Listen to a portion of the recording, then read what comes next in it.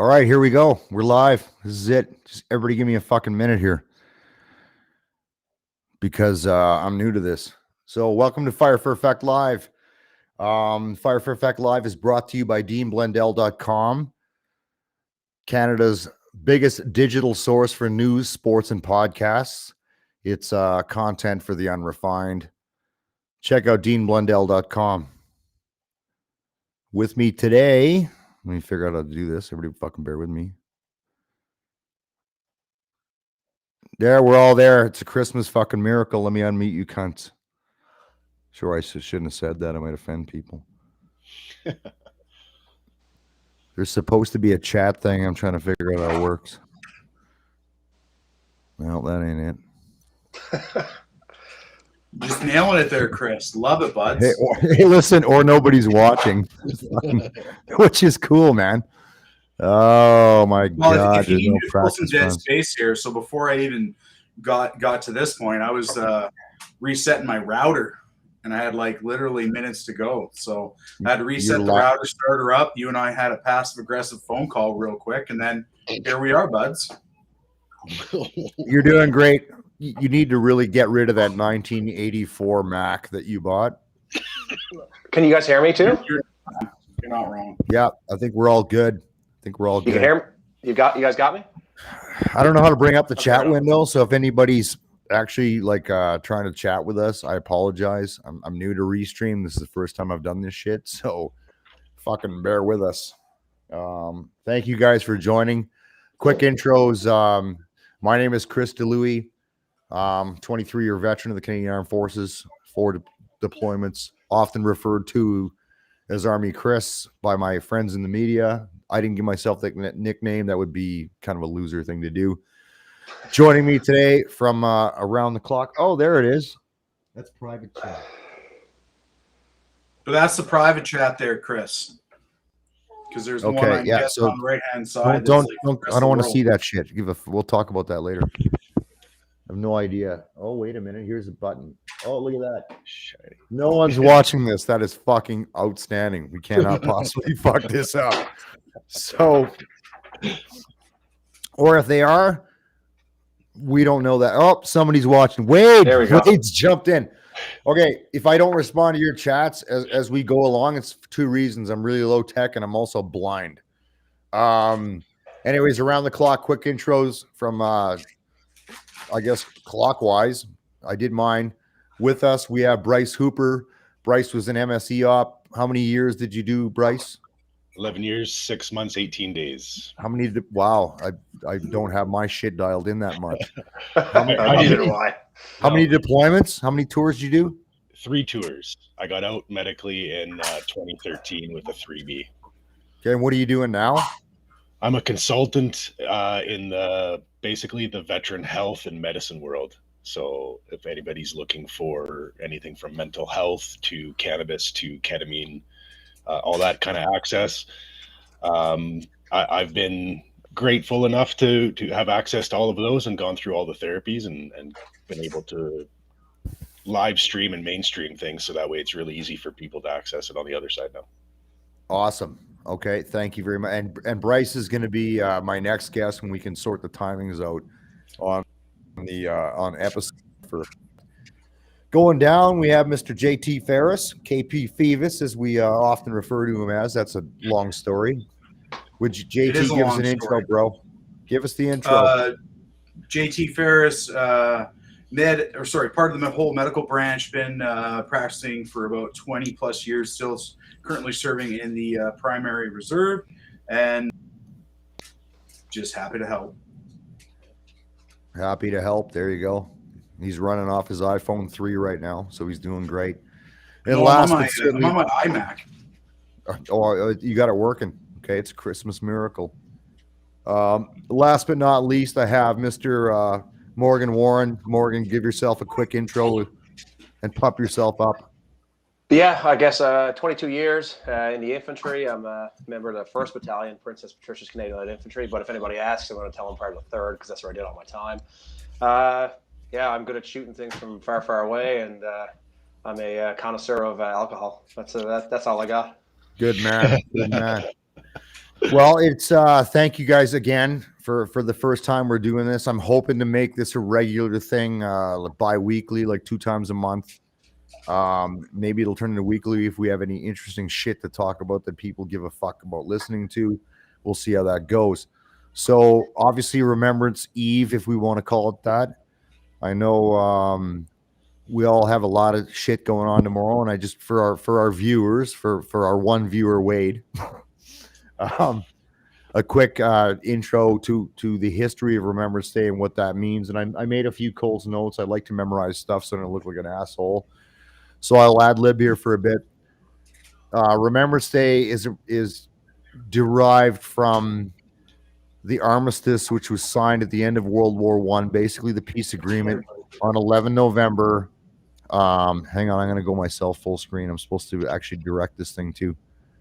On 11 November 1918, the end of World War I. So it was the 11th hour, the 11th day of the 11th month. And that's when the peace agreement was signed. And that became Armistice Day a year later in 1919, which was then observed, observed by all British Commonwealth countries in 1919 up until 1931, where Canada ratified it as Remembrance Day, and we've celebrated it since 1931 to today. On November 11th, every year, Canadians pause to remember the sacrifice of the 2.3 million Canadian men and women that have served overseas through all conflicts since World War I, and recognize 118,000 that have died in those conflicts. I'm going to touch on this one more thing on the back end with some stats for you guys. So in a nutshell, that's the history of Remembrance Day. And what I want to do is we're going to open it up to the floor, and I'll go last, and we'll go around the table. I just spat on my microphone. That's fucking awesome. So the first thing I want to ask all you guys as either current, there's your girl. Everybody wave.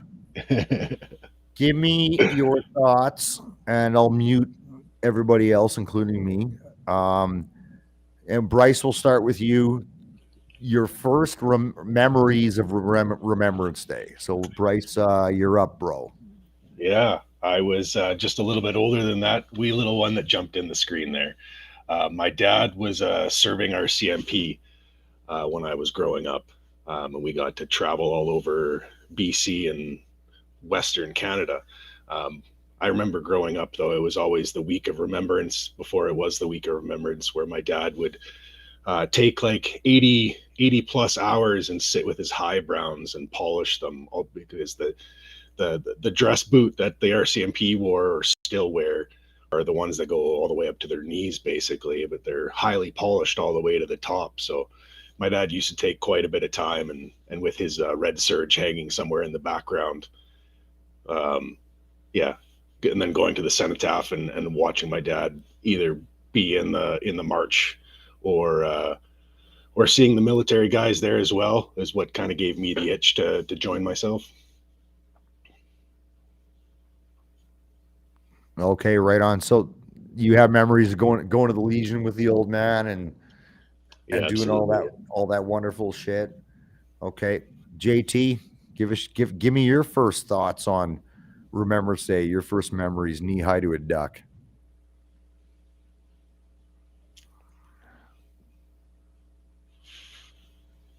For me, it actually really started when I was in the primary reserve and doing parades in Thunder Bay. So for us, we would do it at the Fort William Gardens, and then we would do it at the Fort William Gardens, and we'd actually have like a firing squad as well too for the whole event. So a lot of it's kind of wrapped around like me actually participating in the Remembrance Day events. But I would have to say like some of the earliest memories would be just with me talking with my grandfather and his experiences during World War II. He was Danish, and his father actually owned a hotel in Copenhagen. And he would tell these stories of like when the Nazis kind of invaded and they came in and took the hotel. So for me, it was a case of those organic stories that I would hear from my family and their participations in conflict.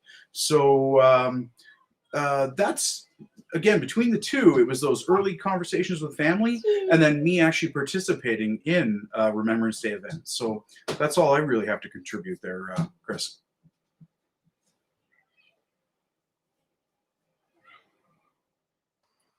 Awesome. Thanks, man. Sorry, I'm trying to direct this thing at the same fucking time. Okay, right on. Morgan, let's hear your first experiences of Remembrance Day. Oh, sorry, I muted you, buddy. Oh, go again. Go again. You got me? Yeah, I'm in the learning phases here. Everybody bear with me. Oh yeah. So am I. I mean, check out It's my like a background, cheap right? porn so far, I know. So my first memories of Remembrance Day were probably even before I went to school. I can remember going to Remembrance Day parades in downtown St. John's, Newfoundland.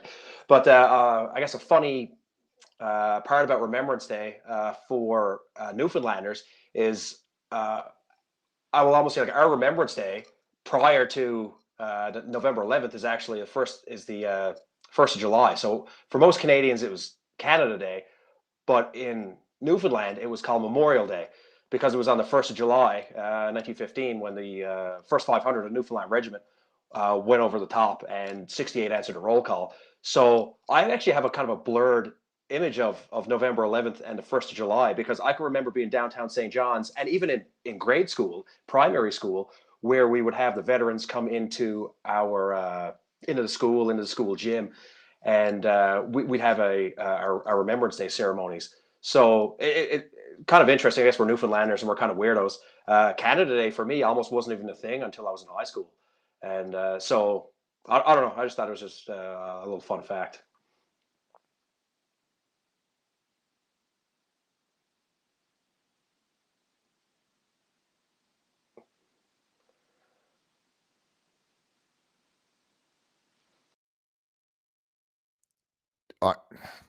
Sorry, nobody heard that. It's interesting to hear all those stories, from Newfoundland to BC. So I was born on the prairies, grew up in the prairies my whole life. My first memories of Remembrance Day were in a small town called Esterhazy, Saskatchewan, which is in the southeast of Saskatchewan. Population next to nothing. Ironically, where Scott Shipway's from. I'm gonna unmute you guys. Hang on. There we go. Except JT, because his whole clan's there with him, but he's doing great.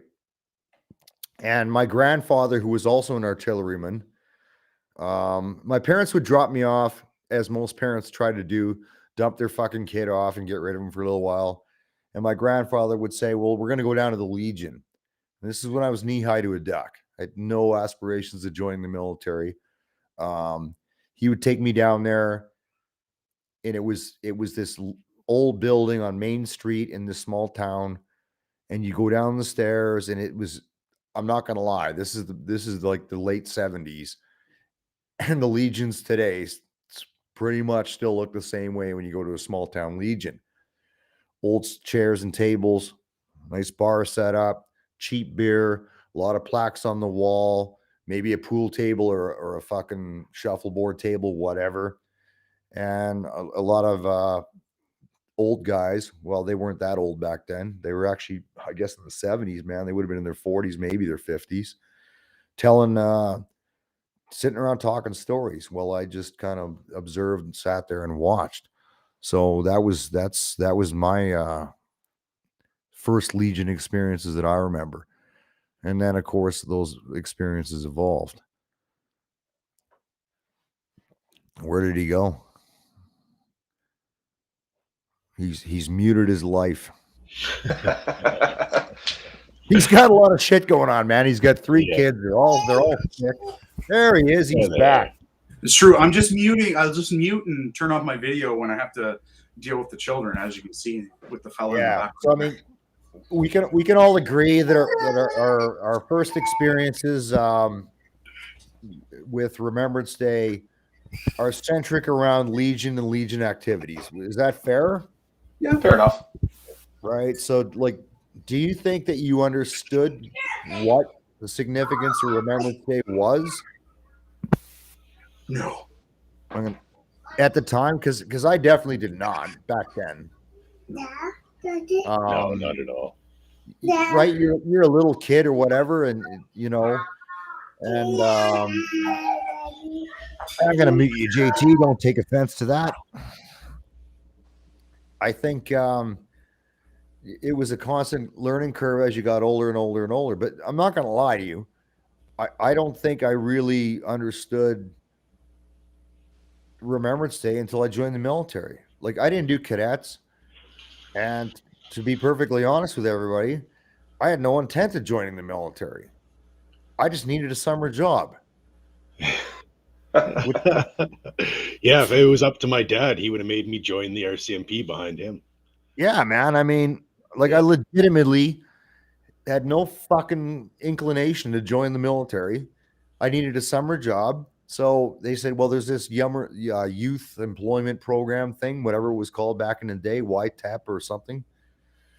And that was going to be it. Just go get, and they gave you a couple credits for school, I think. I mean, this is 1988, 87, 88. So I joined that, and then 23 years went by, and I still need a summer job. So yeah, but it became apparent. I'm going to segue into my next question, and we'll go around the horn again. And this isn't a setup, but it's going to look like a setup for people who watch it later. Tell me your first experience on Remembrance Day, and you can talk about the Legion as well.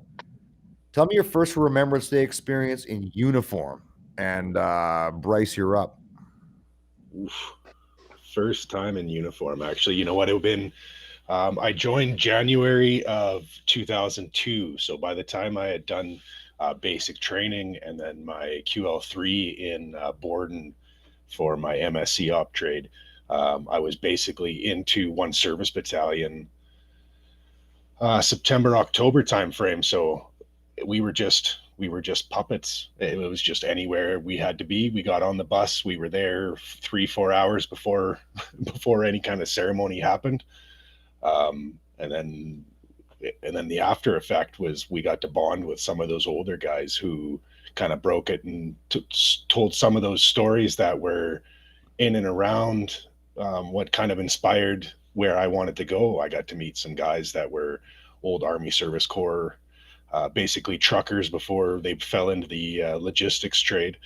And some of the adventures that I got to hear, it was just all over the world kind of thing. So I wanted to not have to walk, that's for sure, that being in the wheels. Right on. Yeah. Okay. I mean, I think everybody's going to have a similar story. So let's see what JT has to say. Come on, dude. Tell me about your first Remembrance Day in uniform. What did it mean to you, and how did it go? Or let your kids tell the story. I should let my kids tell the story. My first epic Remembrance Day was cold. I remember that specifically, and it was in Thunder Bay. It was in Fort William. So we paraded with the service battalion, and we had a firing squad in this arena. So it would be so loud when the firing squad would go off. And so my first experience, I was actually part of the formation between service battalion and 18 field band. So we would be standing, doing our thing during the parade. But what I remember is a peer of mine thundering in on the parade. And then afterwards, with just how the culture was, the best thing to do was absolutely berate this individual for as long as we could. So Obviously, 100%. Like, so that's what really sticks out for me, is just that we went there, we did our parade, really loud firing squad. buddy, like a peer of mine thundered in. And, you know, there's obviously competing factors why he thundered. But that whole experience is kind of entrenched in my memory. But then going to the Legions in Thunder Bay and chatting with those veterans and kind of getting their stories, or like, I'll be honest, in Thunder Bay it was kind of tough to get any stories out of them. Like for them, it was more a case of like, how are you doing? How do you feel supported? Are you supported while you're, you know, parading or doing your thing? And I was also really taken back at the fact of how educated a lot of those veterans were regarding the primary reserve, the Red Force, Army, Navy trades, because again, Thunder Bay actually has like a big Navy community. But yeah, that's kind of the big highlights that I get for my first Remembrance Day in uniform. I'm just going to mute.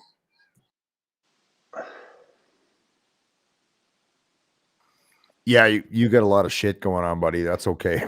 All right, cool. Morgan, hit us up. How was talk to us about your first Remembrance Day in uniform and what that meant, how it felt, what you thought, and all that good shit. I think I'm still muted. No, we can hear you. Oh, you can hear me? Great. Okay, perfect. And you look great. I do what I can, you know.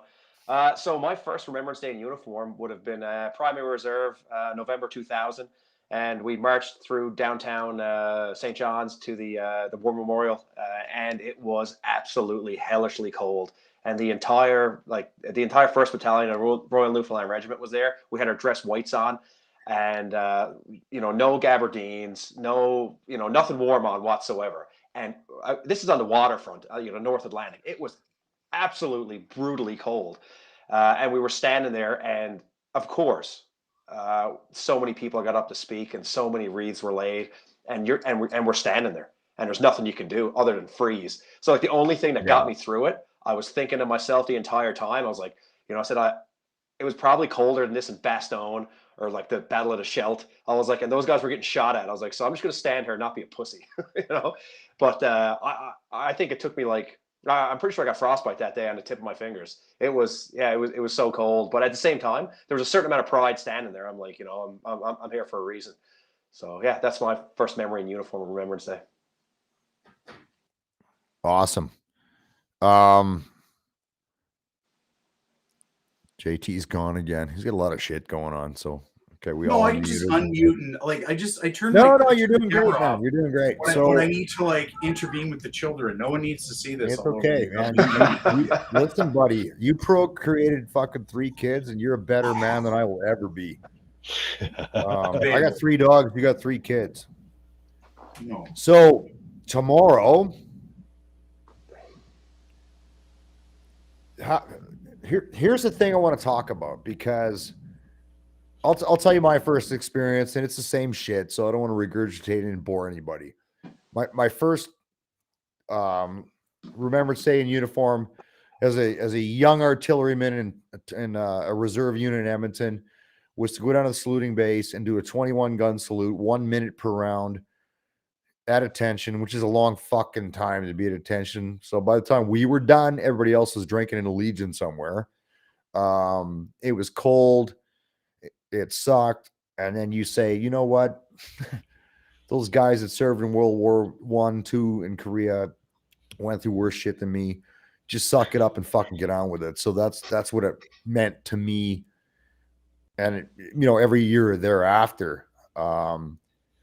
Fast forward to today, I got the shit we've all been through, have mixed feelings and experiences about what Remembrance Day, not what it means so much as how you react to it.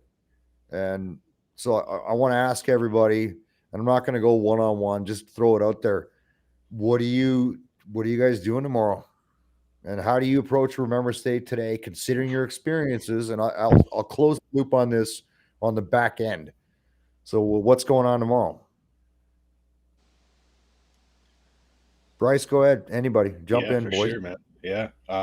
So I've got very little plans, because I usually go pretty quiet the week of Remembrance, just to kind of okay. So let me touch on that. Yeah. Why? I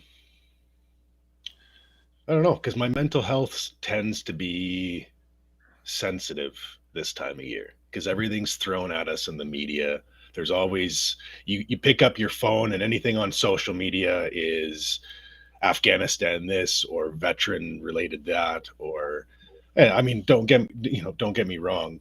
Though there's guys out there who deserve it. I mean I've listened to both of your guys' stories, or the at least the interview part with Chris, and legends in their own that the stories have to be out there, especially on the week of Remembrance, right? But for myself, I just find that my depression and all that kind of stuff just kind of peaks a little bit more. It's always just in everybody's face.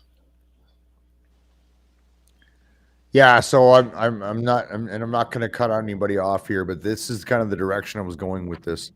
And there's a question from a viewer, and we only have 5, so let's entertain what they have to say. Can you guys see all the comments that are coming up? Oh yeah. Awesome, because I'm fucking blind, so please feel free. I for me personally, and I'm only jumping in now because it's when you've gone through a lot of shit, and maybe you're dealing with I don't like the word PTSD, but I'll use it because it's an easy phrase for a thing that people understand. Is I don't like to be out a lot. I don't fuck me, how can I say this? I remember every day of the year, like if somebody says, "Where's your poppy?" I'm like, I have 4 of them on my arm all year long. I don't need another day to amplify remembrance. That being said, it's important and we'll close the loop on this, for people who haven't done what we've done.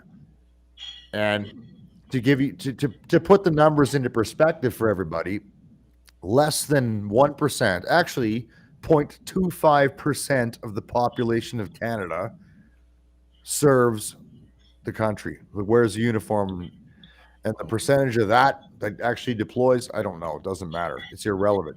If you wear the uniform, good enough. So 0.25% of the population at any given time represents what's in your military, less than 1%. So I want everybody, the other 99.75%, to fucking know the significance of the day, which is the point of this conversation and an education piece. So they understand what it's about. But for me, it's like, man, I don't need to be reminded. And that's because I got a couple issues I'm working out. Yeah. So I tend to get reclusive. I go to the thing, which I'll do tomorrow. I'll make an appearance quickly at the Legion, tell a couple fucking war stories, hug a couple dudes, hit another thing, and I go home. Now, if it was 1988, 1994, 95, I would go on the big Legion hopping tour, blah, blah, blah, blah, blah. But shit's different now. And I'll kind of park it there because we're segueing down a conversation, Bryce, that you and me are going to have on a follow-on episode. Sure. So, JT, tell me what you're doing tomorrow. other than taking care of your kids. Well, that's the thing. So for us, with the situation that we're facing with COVID, they're all symptomatic, so we're not really able to participate in any kind of large functions, which, as you can hear in the background. So for us, there's a couple stories I want to share, especially when you're doing Remembrance, and now at the same time you're a parent and you're trying to explain this to your kids. So the first story is last year. Last year, we are driving out to the Veterans Food Bank as quickly as we can. And due to the fact that we have children and there's competing factors of I need to feed them, we need to water them, we need to change them, we need to get them ready, we were late for the event. And my partner, she was really upset at the fact that we weren't there at the 11th hour, 11th minute, 11th day.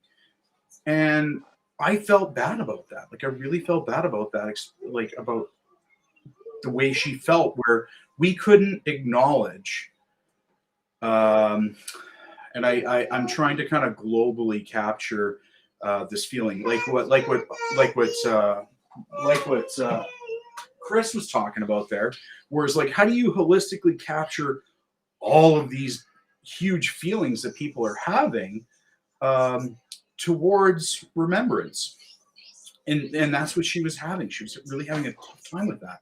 Whereas with us, we had to kind of circle back and we had a discussion afterwards. Like, all we can do is deal with the moment that we're in, acknowledge the feelings that we have.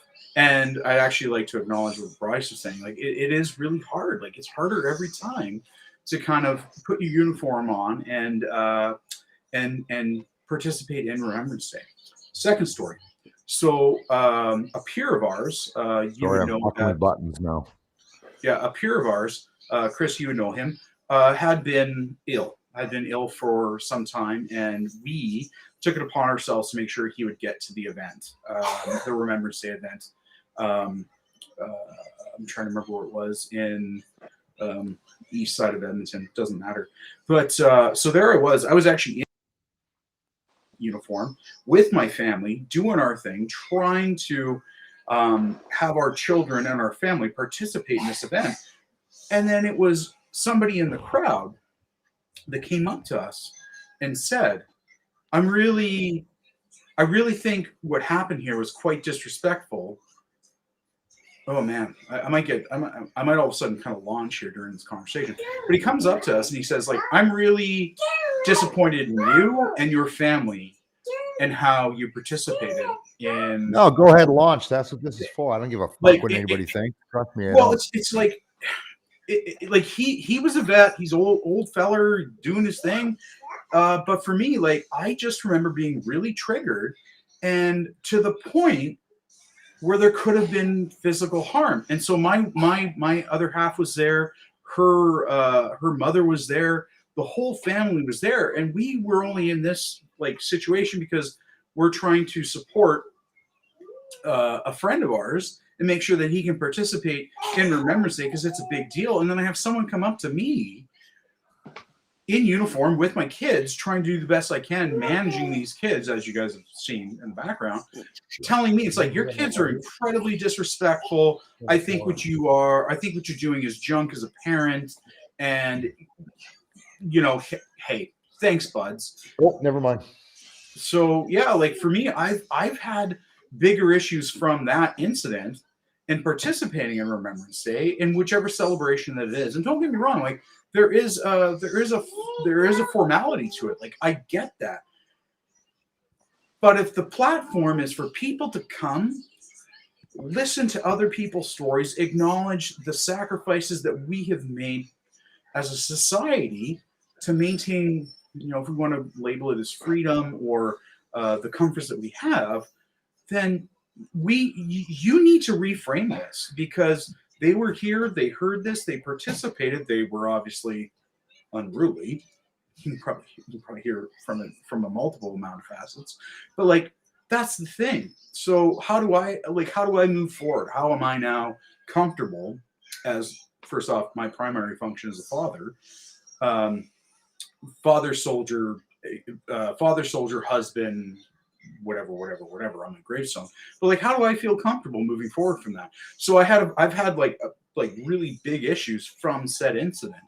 Again, don't want to monopolize the time, but I'd like to kind of phrase it back to everybody else. Thank you. Thank you for letting me share there, Chris. Yeah. Well, hey, okay. JT. Hang on, I'm trying to find the button. Everybody fucking bear with me. I'm new at this. All right. Yeah, go ahead, Morgan. Yeah, I was just going to say, so I kind of view your situation, JT, is completely different. Like you said, so you're there, your kids are unruly, so your kids are essentially being kids, right? Who knew? Yeah, exactly. And I've been to many ceremonies. Same thing. You'll hear kids are ranting and raving, and they're kids. And I kind of look at that, and it kind of warms my heart a little bit, because I'm like, you know what? I was like, guys that went, you know, First World War, Second World War, Korea, they fought and died. You know why? So we have the freedom to do that, so that your children have the freedom to be children. So, like, I don't have a personal problem with it at all. I'm like, yeah, kids are going to be kids. Like, and you know what, Morgan? I think that was the issue that I had, is like, for me being a vet, and I actually had done my tour in Afghanistan. For me being a vet and having this, like if I was on parade and kids are running around doing their thing, and it might be where your head's at or perspective, but like, man, that like warms my heart. You have kids run around doing their thing and just being kids, being free to be kids. Like, you know what? isn't that Hey the man, at point? least you're taking your kids to these events because Exactly. fucking, you know, how many, I don't want to shit on the public. There's a lot of people. There are a lot of people that look at Remembrance Day as, oh, it's a stat holiday. I'm confident that our illustrious leader, the part-time drama teacher and snowboard instructor that he is out snowboarding in fucking Quebec somewhere tomorrow. Yeah. You know, because he was so successful on the. Anyway, I'll stop. Just real quick there, Chris. Somebody brought up in the comments there, my favorite part of the ceremony is the loud restless children. So I just wanted to. Yeah. That makes my heart better. So. Yeah. No, let those little fuckers run around and have a good time because at least their parents are bringing them out. And at least I'm not smoking right now for all of you that are watching this. I don't condone smoking. Actually, I do. And those kids will grow up knowing what Remembrance Day is. I'd rather you bring a kid to Remembrance Day who's out of control during a moment of silence than not bring a kid who will never know what the fuck the importance of it is. Does that make sense to everybody? Yeah, 100%. 100%. All right. Morgan, you're up, man. What's going on tomorrow, bro? Well, yeah, tomorrow morning, the 1st Battalion is doing a parade in front of the 1st Battalion building, in front of a statue of Hammy Galt. Yeah, so we're just going to go there tomorrow morning, and I'm sure the Padre will get up, say a few words, and then we'll call her a day. It's, you know, so that's what I'm doing, and I'm probably just going to come home. I'm just going to just lay low tomorrow. So no more routine. You're not going to go Legion hopping, flash all your salad dressing and tell everybody. The old fruit salad. No, I'm not going to flash it around. Yeah, when I see you later tonight, I'll tell you why I'm not going out anywhere. But that's fair. Yep. I don't think this is the forum for it. But nope, that's all good. We'll keep a little shit to ourselves. I'm good with that. Yeah. Tomorrow I'm actually going with. Come here. I'm going with, yeah, man. Get up. Come on in for the big win. I got a media personality from 95.7 Cruise FM, the locker room here, Mr. James P. White. There's a guy, and his name is Mike Downey, and I fucking swear I know him. He's a 35-year member. He has stage 4 pancreatic cancer. I know he's a logistician. Bryce, I don't know if you know this dude or not. Yeah, it's been all over my feed, man. Like I don't know. Yeah, I'm not on fucking Facebook. Yeah. But I'm like, I know that guy. And he's never missed a Remembrance Day. His daughter Jessica reached out. And can you want to explain what you guys had on the radio? What happened is she reached out to the Veterans Food Bank, and they reached out to us and said, hey, we have this event. He's been to every Remembrance Day thing, and he can't make it out this year. We need to do an event for him. They're bringing as many people to his house as possible. It's at his house. And basically we're going there. Yeah, so that's a break from the norm. Typically I'd go down to Patricia Park, do the thing, and then hit a Legion or go home, because I don't like being in big spaces with crowds of people and shit anymore. So we're going, myself, James, Lachlan's picking us up. We're gonna go to this guy's house. It's gonna be a fucking cool thing. Then we're gonna go to St. Albert Legion for a little bit. We're actually going to do a live podcast on Dean Blundell's show from the Legion, assuming the cops don't kick me out for what I'm wearing. Another story. Anyway. Don't be biased, Chris. Don't be biased. Hey, man, whatever. I'm fucking calling it. Dude, I'm saying what I'm fucking calling it out, throwing it out there. We'll cover that later. And that's insane. I'll go to that, and then I'm going to go out to Six Pack for a few, and I'll call it a day. It's the same as you guys, man. I'm keeping it kind of low profile. So that's my version of tomorrow. Yeah. Any last rounds on what you're doing tomorrow before we jump into my annual Sure. rant? Yeah. I usually keep it I'll quiet. jump in That's after where Bryce there. Yeah. I usually Yeah, keep go it ahead. quiet. I had a buddy of mine from Leduc, a civilian friend who owns a tow truck company and a whole bunch of other stuff. And he's actually wrapped a 5-ton truck or maybe a 7-ton recovery in remembrance to those who served. And he's actually going to be bringing it out to the Morinville Legion and then by Cal's place in Morinville, the coach's corner there. So come out and Right on. support a veteran-owned company in Morinville as well, Coach's Corner, and get your picture taken to a wrapped vehicle in remembrance thereof too. Find me in Morinville. That's awesome, man. Okay, cool. JT, We're gonna have to keep it in, kind of home in based. 60 seconds or less, buddy. Yeah, we're gonna have to keep it home based. But for me, we'll probably do the same thing we did last year, whereas we just take quick silent acknowledgement at 11th hour, 11th day, 11th minute with the kids, and just give them all a big hug and just let them know afterwards that better men than me have paved out our way of life. The end. There you go. Okay. All right. We've covered that. I think our 5 viewers have got a basic understanding of the background of a Remembrance Day, the how it was for us. We have a pretty good range of audience here. So what I want to jump into now, and I'm going to put this delicately because once you throw something out on social media and the amount of streaming platforms we're on right now is fucking unbelievable. Some things I want to talk about with the Royal Canadian Legion, who I've not always been aligned with. If you rewind the time of, if you rewind the clock, first of all, the Royal Canadian Legion is conceptually an excellent organization. They do a lot of great work to support veterans that are dealing with the fucking maze of shit known as Veterans Affairs Canada. And I'm not shitting on VAC either, it's a okay. I know Bryce is ready to attack. Absolutely, yeah. We'll go down that road because this is your platform, gentlemen. So yeah, this is. However, I'll let you go. I know you're chomping at the bit. I do have some issues with the Legion, and I'm gonna give some background as to why that is and how we got there, and then bring up an article that was in the news a few weeks ago.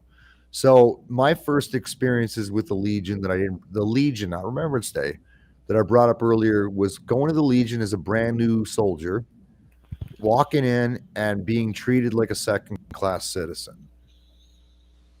Because at that time, in the 80s, because we're all old men now, most of us. Well, I am anyway, fuck. You weren't considered a veteran. If you were not Korean War or you were not World War II, you weren't a veteran. So you were basically a guest in the Legion. You're allowed to come in and Remembrance Day. We're wearing fucking DUs and looking sharp. And you sat in your spot with all your guys and drank, and all the old dudes who back then would have been in their 70s, 80s, did their shit, and it was their day. And I'm not taking that away from them. I'm not taking that away from them. Fast forward, understand World War II ended in 1945, Korea, 8 years later. So your average World War II vet today is 100 years old, which means there's not a lot of them around. Your average Korean War vet is mid-90s, not a lot of them around. So we weren't treated like fucking veterans. Fast forward several years. This is my rant, me only. It's just me. I'm not speaking on behalf of anybody. It's my fucking show. I can say what I want. Suddenly, the Legion is a dying institution because it failed to keep pace.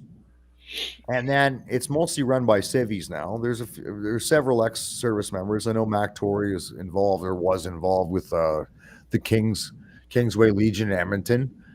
And they're like, "Oh, why don't you guys join the Legion?" I'm like, "I don't know, because you kind of fucked me off several years ago, so I'm kind of doing a different thing, which I'm going to save for a different show." I can't read that, boy, so don't text me. So I'm going to bring up an article, and again, I'm not shitting on the Legion. It does a lot of great things, but what pisses me off is it's trying to commercialize Remembrance Day to benefit itself. I'm going to show you guys something that pissed me off the other day. I only do this once a year, other than the other 364 years of the day, or the year. I'm a pro Legion guy, but this time of the year, they fucking piss me off. And if there's anybody who's a Legion member on a Legion fucking board, pay attention. So give me a second here. Here's an article from CTV News. This is the Chestermere branch of the Legion. So, a school, a bunch of kids decided to do something nice and paint a bunch of poppies on this crosswalk. I think that's awesome. Anybody disagree with that? No, good. No, it's excellent. Kids are getting involved. Yeah, it's fucking hard enough to get the 99.75% of the population to put time and effort into Remembrance, and the fucking Legion responded. I can't show you the whole article. You can Google this.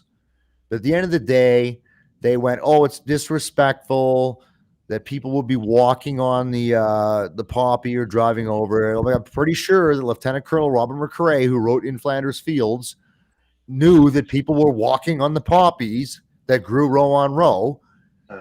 And it's because the fucking Legion owns the copyright to the poppy. Can you exactly. It's copyright. I walked on a lot of you walked on a lot of poppies in Afghanistan that were used for making fucking opium. Exactly. So I'm like, are you fucking kidding me?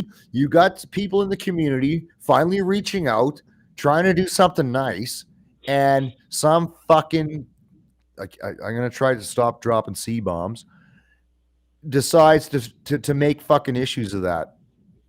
And that's really pissed me off. And it's just one more fucking thing that every year they try to capitalize because they're hurting for money on Remembrance Day. I remember being in. I'm gonna shut this off now if I can figure out how. Give me a fucking minute here. There we go. They're trying to capitalize on it. I was at a Legion ceremony in Abbotsford, BC, a few years ago. I was doing my tour, and the first thing, how they started off the whole ceremony, was about promoting the Legion and why people should do the Legion. Like they're doing a fucking sales pitch on a day that's for veterans, not for the Legion. So again, before people jump on me, I'm gonna go to the chat thing and see how much fucking hate mail I'm getting. Hey, Chris, here's another way to. Sorry, Morgan. Go ahead, Morgan. Go ahead, man. I've said enough. Okay, here's another way to look at it too, because I agree with what you're saying with regards to the Legion, but I guess a way to calm ourselves down. The Legion, like the army or like the military, is it's a bunch of different units, and there's some fucked up shitty units, and there's some really good units, and I'm sure obviously this Legion in Chestermere is beyond fucked, but perhaps if that had been, say, any Legion anywhere else and got in Estevan, Saskatchewan, maybe there would have been a different news article stating that, wow, look at what these kids did. This is amazing. So I guess we shouldn't judge every single Legion by the acts of one shitty Legion. The way I look at it, it's like I'm in one PPCLI. I don't particularly like it there, but I'm not going to judge the entire regiment based on one unit. And you're right. I'm not going to shit on the whole Legion. I've had a couple bad Legion experiences where we had, but to be fair, we arrived at an equitable solution, if you will. But it's shit like that pisses me off, and it really only comes around once a year. And again, I can't say enough about the good shit the Legion does, because they helped me out when I was dealing with VAC, because I don't know how to fucking deal with VAC, but they were good. and they're all ex-service guys, and they're trying. I'm talking about the day-to-day. When we do our runs to raise money, we hit all the legions. Like, I'm not fucking shitting on the Legion collectively. I'm saying this time of the year, they try to capitalize, and a few things like that piss me off. So I'll park it. Bryce, you're up. So I think one of the biggest things, and the Legion's been doing it for a while, is they go after any veteran organization or any veteran-owned company who has a poppy or a poppy symbol. On a business standpoint, from civilians, who they've infiltrated and they've taken it over, there's some at the highest of levels, and it's no one else's fault but our own veterans. We just haven't been involved in the Legion because they've lost us. They're more concerned about the copyright of that image, though, and they're going to bury people because of the copyright. So if anybody wants to do anything, all they have to do is change that poppy 10%.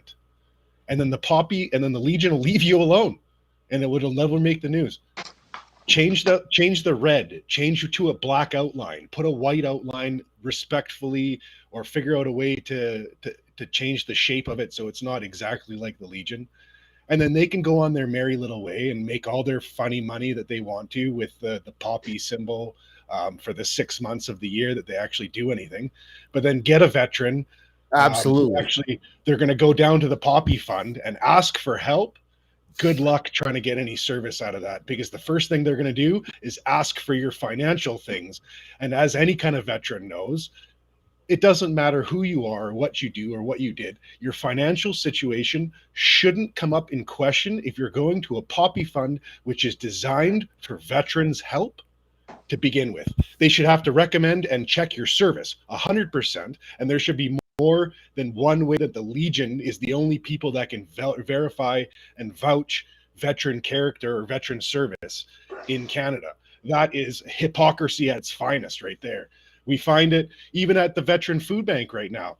The Edmonton location struggles horrendously because if there's a veteran that comes in that we can't vouch with a buddy's word or somebody else saying it, we now have to go to Calgary, and then they have to fight with the Legion, who then has to do the character reference. And all in the meantime, we're handcuffed with what we can provide to this person. So 90% of the time, these guys and girls that are on the Edmonton team are actually taking money out of their own pockets, and they're putting up these troops in hotels, and we're paying for the fucking food. Yep.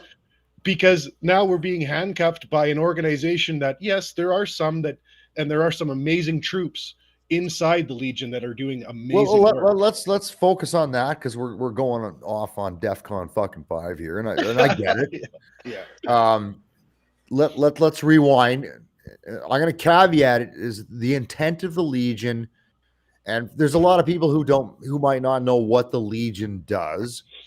The Legion was formed, and help me out here, because as a support group for returning soldiers from the world wars, to give them an environment to collaborate and to help them out.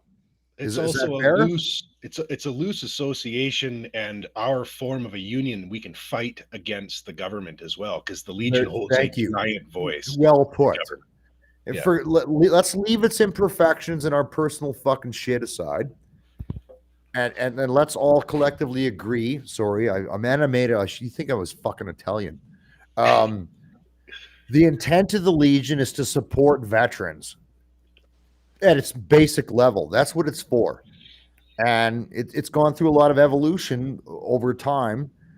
But it's designed to help veterans transition from fucking war to civilian life and provide an environment to support them. Is that fair to say? Is anybody jump in here? Because I'm gonna jump in here like real quick. So if this is an association, so really with the Legion, if you've been removed from or you've left the service, that's where the Legion needs to kind of step in, do what they need to do. So there's tons of associations, like PPCLI has an association, LERs have associations.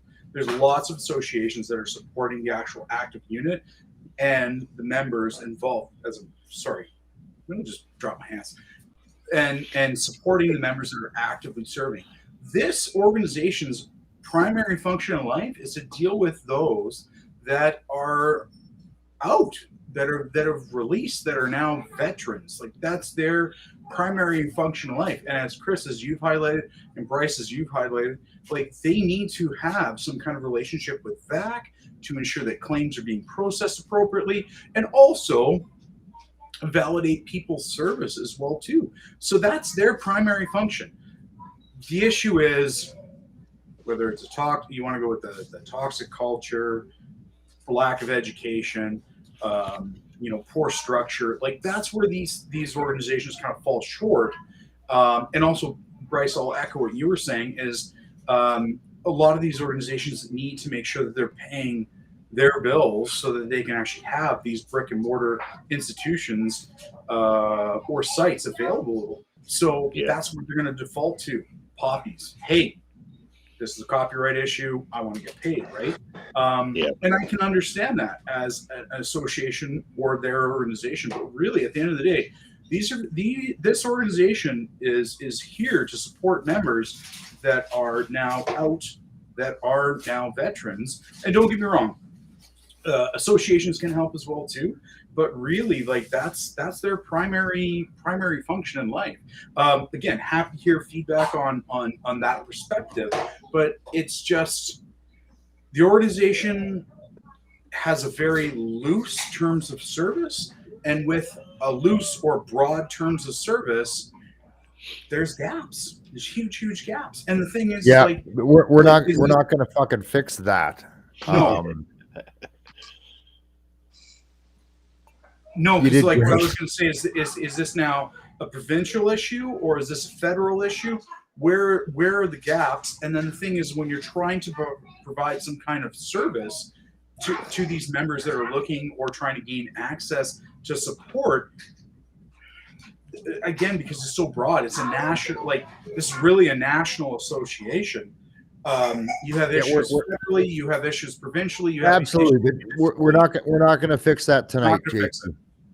Okay, I like how cerebral you're going with that. I'm going to stop talking. It's too much for me. That's just. I'm gonna have another drink. Have a beer, buddy. I need to put somebody else on the big screen so I can light up a cigarette and not, I'm bringing smoking back, man. I'm gonna try. Anyways, don't try. Don't try to bring the smoking back. That's another conversation. Don't make me mute you. What I'd like to hear is from Bryce, Morgan, and yourself, like, with that stream of consciousness, like, am I on track? Oh, well, there are rock star legions out there, and there are service officers, and there's guys. I would suggest to echo what Bryce is saying without interrupting, which I just did. I know. You're also frozen. No, I'm just not moving. We're all frozen, bro. This stream's not the fucking best. I think the most modernized version of a legion that I've seen today that's kind of catapulting potentially what it can be into the future, and we're talking about branches here now, not the organization, is Kingsway in Edmonton, Alberta, Canada. Mac Torrey was running, an ex-army guy, not some civilian. I was going to say fucking civvy, but I'm going to say civilian because they're trying to. He had an understanding of that. I don't know if Mac's still running. He's getting up there in age. He's an ex-combat engineer who's an RSM. And they really did well. They welcomed everybody in. I tell you right now, outside of the COVID bullshit, that fucking legion will be banging. Hey, Chris, maybe they're the solution is kind of what you just said. You said Mac Torrey was running it. He was an old, he was an artilleryman or an engineer? He was a combat engineer. And, rewind when you were saying in the 80s you were there and we weren't welcome, or you weren't welcome. Perhaps the solution is, like, I think Bryce, you said it earlier too, is we need to, like, ourselves, we need to be more involved with the Legion. We need to kind of take that back. And we can't, like, the longer we sit on the sidelines in order to keep this institution, the Legion, going, like, civilians are going to get involved, and they are going to rise to the ranks of the Legion, especially if nobody's willing to take the reins. So maybe if a bunch of guys, imagine now if you, me, all of our friends, we got together, we went down, joined the Kingsway Legion, and we're like, and there's 60, 70 of us, and which is not a lot of guys when you think about it. And we go down and we take control of this. We essentially roll in, using their rules, and we take it by force, and then we essentially vote all the civvies out, put our own people in power, and there you go. And imagine if we did that from coast to coast and essentially take the Legion back, and now it's run by veterans for veterans.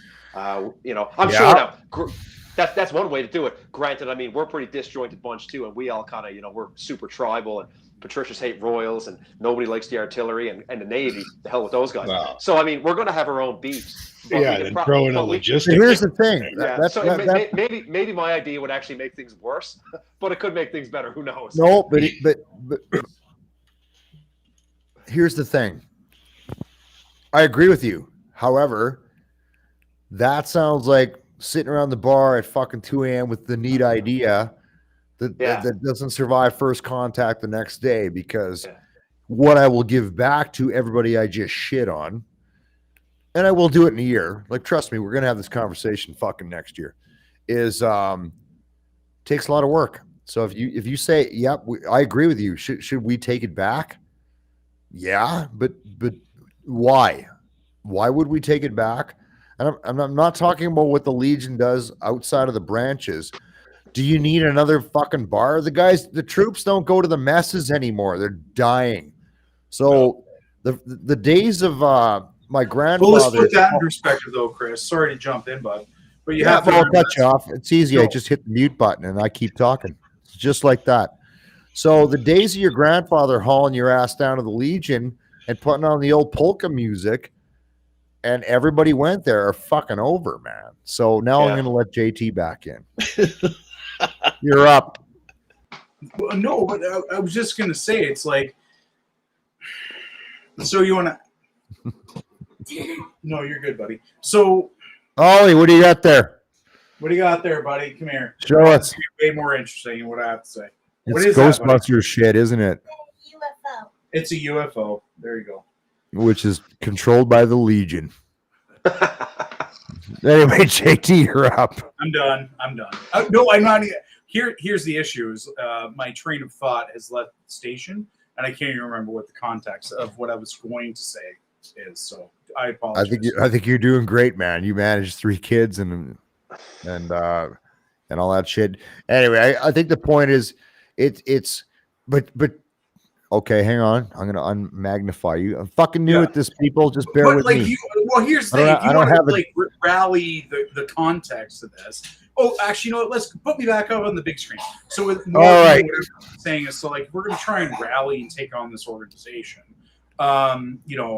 First off, that's not the best approach, because really what you want is people involved in this organization that all have the same concept of supporting veterans when they've finished their service, right? So it's not bad if you have allied services, and what I mean by that is civilians, or you have people that want to bring their best intentions to this organization.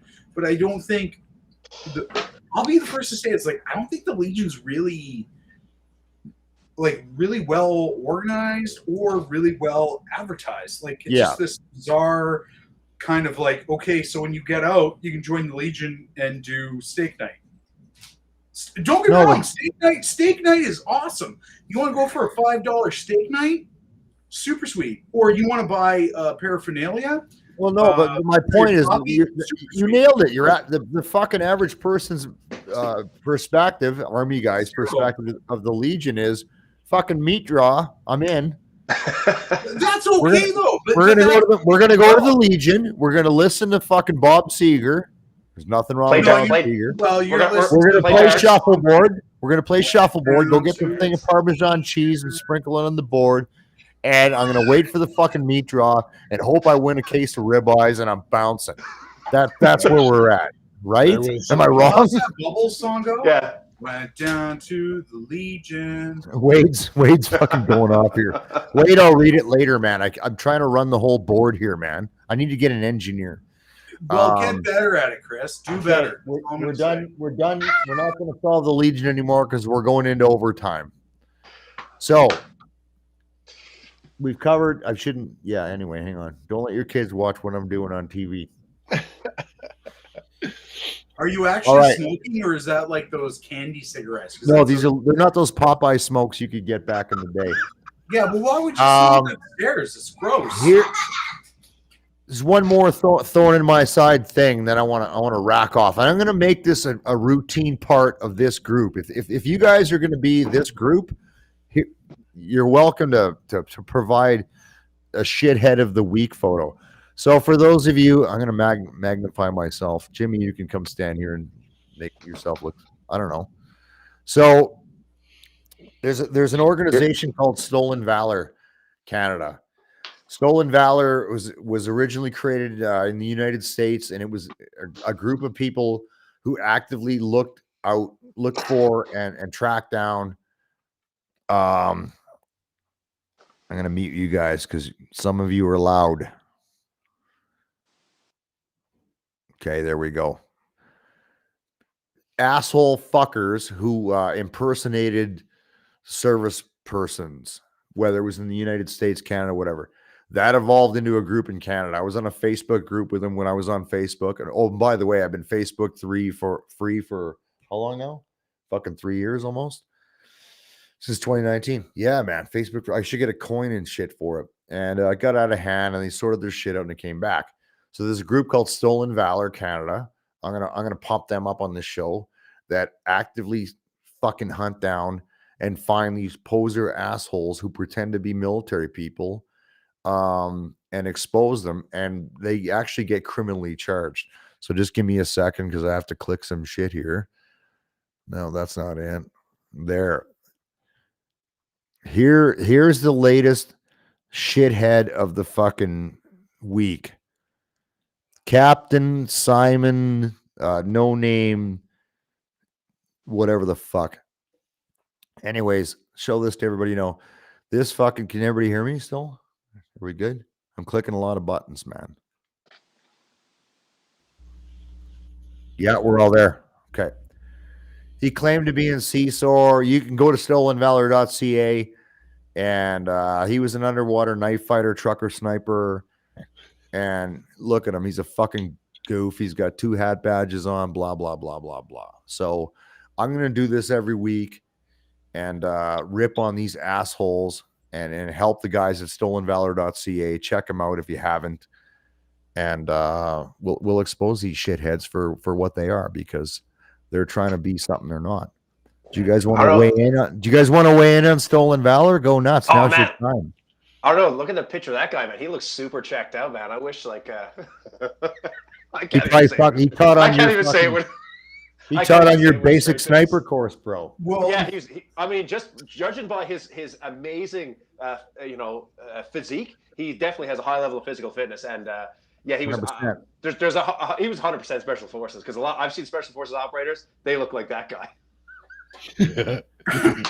Well, yeah, big fat fuck with the beard. And so the one thing I think I forwarded it to the group, but I was talking to a peer of mine that had a whole Stolen Valor situation unfold on him, so much so that the person that was that had stolen Valor used them for about years or years plus to help them move, got them involved in like a Scotch club, got them involved with like social services, but to find out at the end of it, and I posted it there, or I sent it to you, Chris.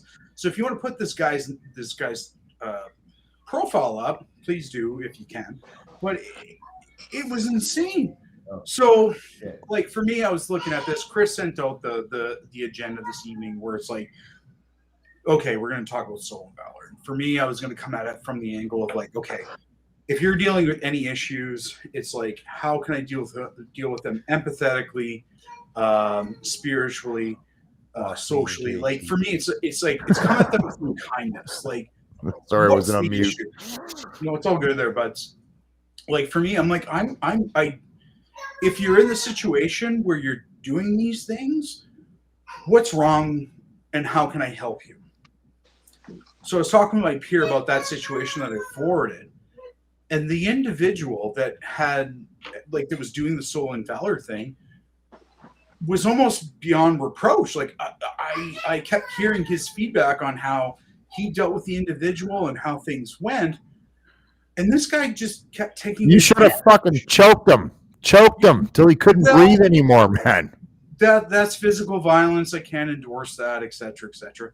But like, oh, I can. And you do you. But like for me, I was like, I was so taken back by how this person was taking advantage of this help and support, that I was like, the only option for this is you got to go the disciplinary route of cops and go through the courts and do your thing. So how do we really approach this issue, right? Like, is this a case of people trying to manipulate the system? I'm going to tell you how, and I'm going to cut you off because you're a deep guy. You're a deep guy. Yeah. It's simple. I wish every fucking shitty thing that could ever happen to one human being at one time happens to any motherfucker that ever pretends to be something he's not, especially when it comes to wearing a uniform, exploits overseas, qualifications, whatever. And I'm going to park it there. We're not going to get into a fucking deep theological discussion about this. I just want to bring up shithead of the week every fucking time I do this live. Fuck those guys. I've got a pretty funny stolen valor story, and it's not even really a stolen. You valor, are up, but kind of. All right, so a friend of mine, I think it was 2008, he was actually awarded the Star of Military Valor. So for people watching who are not familiar with Star of Military Valor, it's essentially like the second highest award you can get in Canada, and the only award higher than Star of Military Valor is a Victoria Cross. The Victoria Cross is essentially the be-all and end-all for all the Commonwealth countries. It's equivalent to like the Congressional Medal of Honor in the United States. So he was awarded this in 2008. He released from the military.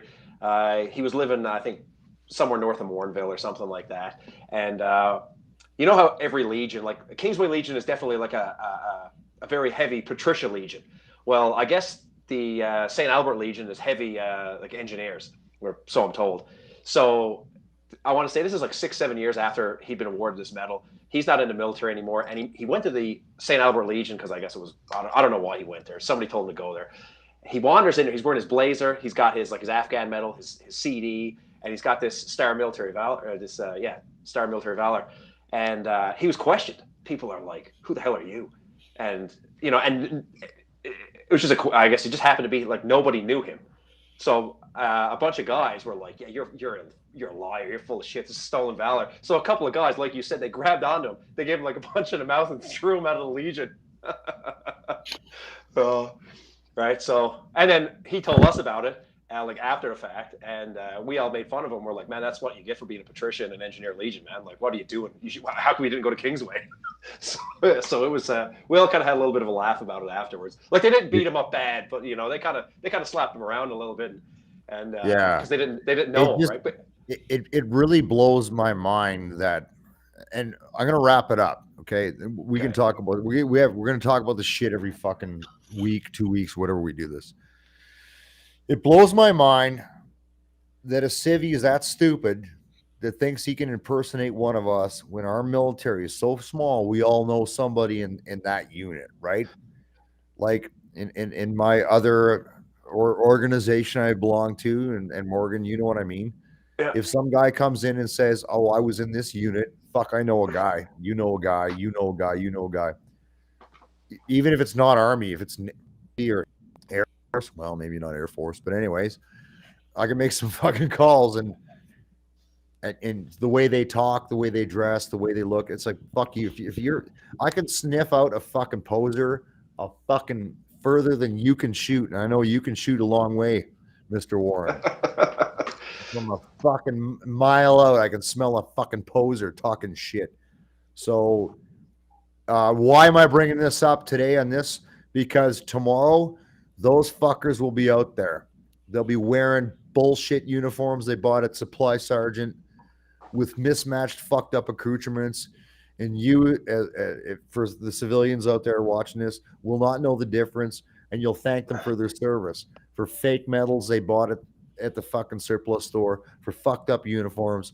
They are out there, and they're the dumbest motherfuckers on the planet, and everybody will eventually track them down and fucking find them. So we're going to park it there. So in the interest of wrapping this bitch up, and I want to thank you guys for your time. I got a couple of statistics I want to read out, and I'm going to wrap it up with a poem written by Mr. James P. White that I really appreciate. So a couple stats. Tomorrow is November 11th, and I had to write these numbers down. The average guy that served in World War I and II spent 2.6 million minutes. That's 4 to 5 years overseas, deployed. The average Korean War vet spent 1.6 million minutes deployed. The average Canadian service person today spends approximately 307,000 minutes per deployment. And we do a lot. Maybe 1, maybe 2, maybe 3, maybe 5, 6, 10, whatever. All I'm asking from everybody watching this and everybody that will watch this after is 1 minute. 1 minute of silence at the 11th hour on the 11th day of the 11th month. Stop what you're fucking doing. Bow your head and just remember every veteran that has served and made the ultimate sacrifice for 1 minute. That's all I'm asking. I'm going to wrap this up with a poem that James wrote. You can come stand here, man. I'd appreciate that. So James wrote this poem. He's also going to reread it again tomorrow when we hit the St. Albert Legion. I'm going to read it, and I hope I don't fuck it up. A day to remember. Greater love has no one than to lay down their life for a friend. This is an important day to remember. Remember those whose pain seldom mend. We pause and think of the 11th hour of the 11th day of November. We have lost so many people in many wars, a debt we can never repay. Poppies can be found in many stores. We all honor the fallen in our own way. So many broken, too many fathers and mothers lost. Brothers and sisters, pain is unspoken. They paid the ultimate cost. Take time to show them you care. Show these men and women your respect. Today is a good day to say a prayer for those who live to protect. Happy Remembrance Day, Mr. James P. White. Thank you very much.